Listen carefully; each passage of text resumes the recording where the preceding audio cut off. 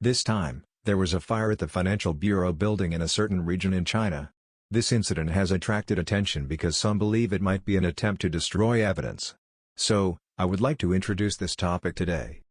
First of all, let's look at the scene of the incident using a map. In China's Shandong province, there is a city called Taizhou. Some of you may have heard of it. Within Taizhou city, there is a region called Henan County. This is in the southern part of Taizhou city. It's an area that borders the coast and is known for producing rice and seafood.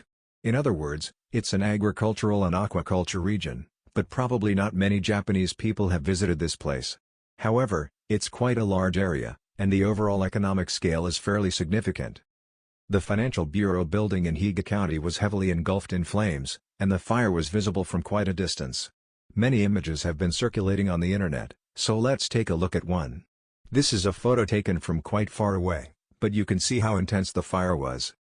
Many people know about this fire, but because it was a government building that burned, there's speculation that someone set the fire deliberately to destroy evidence.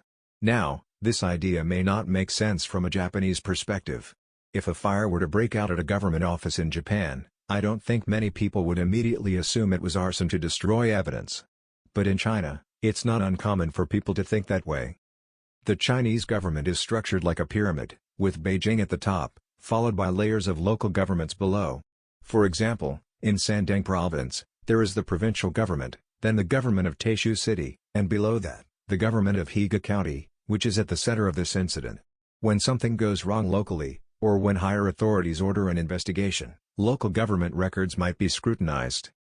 In China, it's often said that materials stored by the government, such as grains, are stockpiled for emergencies. However, there are cases where some of these supplies are siphoned off and sold. Investigators may come to check whether the supplies are really there. This is where the fires come into play. For example, if someone sold off soybeans from a government warehouse and left it empty, when the upper authorities come to investigate, they might resort to arson to cover up the theft, claiming the warehouse burned down in the fire. This kind of incident is widely known to happen in China. In this case, because it was the Financial Bureau that burned down, there's speculation that the fire was set to destroy records related to the misappropriation of public funds or discrepancies between the reported tax collections and actual figures. As a result, people are spreading rumors that someone inside the government intentionally set the fire to hide evidence. The local government has denied these rumors. Here's a statement from the local fire department. They acknowledge that there was indeed a fire at the Financial Bureau, but they claim that only the exterior of the building burned. They insist that the fire was not started inside the building to destroy evidence, but rather that the outer walls caught fire. In China, fires involving flammable exterior materials are not uncommon. However, since this statement comes from the same county's fire department, some people believe they may be trying to cover up the incident to protect the local government. Now, here's another image taken much closer to the scene. You can see that the inside of the building is also burning, which contradicts the official statement that only the outer walls were affected. Many who have seen these photos believe the local government is lying. Regardless, it's clear that important financial documents stored in the building have been lost. The Chinese government claims that much of their data is digitized, so fires do not result in the loss of crucial information. However, the original documents from which the data was entered may contain the truth.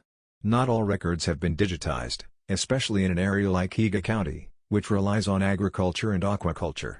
There are likely many handwritten documents as well. So, there is reason to believe that the fire destroyed a significant amount of paper records. In summary, the fire occurred at the Financial Bureau building in Henan County, and the local fire department has made an announcement that it was an exterior fire. However, due to the nature of this event and the local government's involvement, there is strong suspicion that the fire was intentionally set to destroy sensitive documents. This belief is widely held by many people. Lastly, based on the photos from the scene, it's clear that the fire wasn't just limited to the exterior, contradicting the official narrative. Despite this, the Chinese government often pushes its own version of events, even when it's clear to everyone else that something doesn't add up. For example, China claims that they do not conduct anti-Japanese education, but images of children stepping on the Japanese flag or acting out mock executions of Japanese soldiers are circulated online.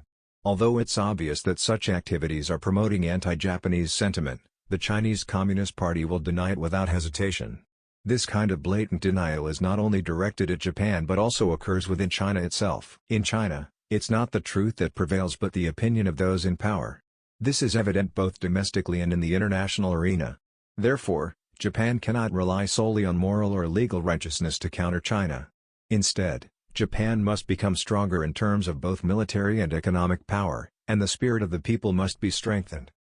In conclusion, I hope Japan will regain its strength, much like in the past when it commanded respect throughout Asia. I believe it is essential for Japanese people to believe in their own potential and work toward restoring their country's former strength. Thank you for watching, and I'll see you in the next video.